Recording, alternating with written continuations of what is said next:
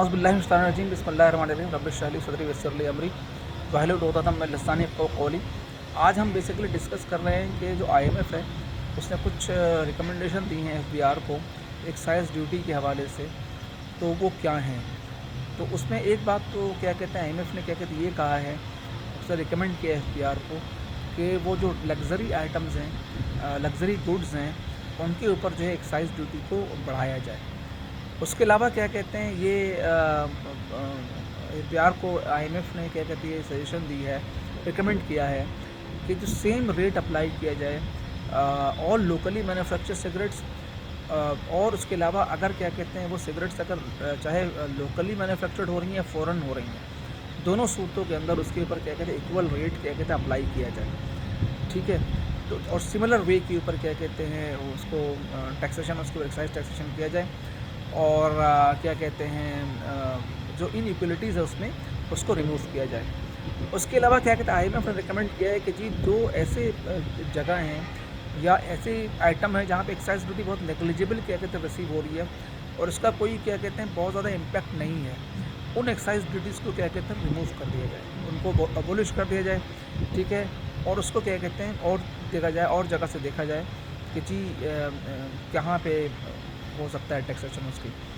दूसरी ये कि जो आपका अगर कोई ऐसी मशीनरी है जो कि क्या कहते हैं इसके अंदर यूज़ हो रही है, आपको जो पोल्यूशन को क्रिएट करती है या क्लाइमेट को क्या कहते हैं ख़राब करती है, उस तरह की मशीनरी के ऊपर जो है वो डीपीएल टैक्स लगाया जाए, क्योंकि वो मशीनरी जो है तेज़ी से डिप्लीट हो जाती है और उस पर एक्सेलरेटेड डेप्रिसिएशन क्या कहते हैं अप्लाई होता है तो अल्टरनेट एनर्जी प्रोजेक्ट्स के लिए, तो वहाँ पे जो है वो उस तरह की चीज़ों को जो है उस पर जो है डीपीएल टैक्स क्या कहते हैं ऐसी एनर्जी के ऊपर लगाया जाए, इनपुट के ऊपर जो कि क्या कहते हैं पोल्यूट करती है, और eliminate the accelerated depreciation to alternate energy projects. उसके अलावा क्या कहते हैं आईएमएफ की रिकमेंडेशन ये है कि मीडियम टर्म जो उसने फ्रेमवर्क क्या कहते हैं उसने दिया है, उसमें ये हुआ है कि जी जो बिजली के बिल हैं उसमें क्या कहते हैं फ्यूचर में क्या कहते हैं इजाफा किया जाएगा। उसके अलावा जो गैस के बिल्स हैं वो भी टैरिफ रिवाइज़ होने का दोबारा क्या कहते हैं इम्कान है कि जी आईएमएफ के रिकमेंडेशन के ऊपर इसको भी क्या कहते हैं कर दिया जाए।